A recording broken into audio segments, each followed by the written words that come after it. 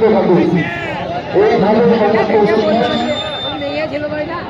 তখনই সাফল্যমণ্ডিত লাভ করে বা হয় যখন আপনাদের এরকম ভাবে উচ্ছ্বাস, আপনাদের এরকম বন্ধুপাড়া, ভালোবাসা, আমার এখানে মায়েরা বোনেরা বোনেরা রয়েছেন, তাদেরকে আমার নতমস্তকে প্রদান জানাই, অসংখ্য ভালোবাসা জানাই।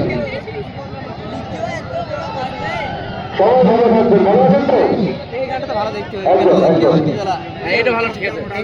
আমার তরফ থেকে যারা এই 5 দিন বাকি সেদিন ম্যাচে সিজন 7-এ অংশগ্রহণ করেছেন সেই টিমের সমস্ত প্রত্যেকটা টিমের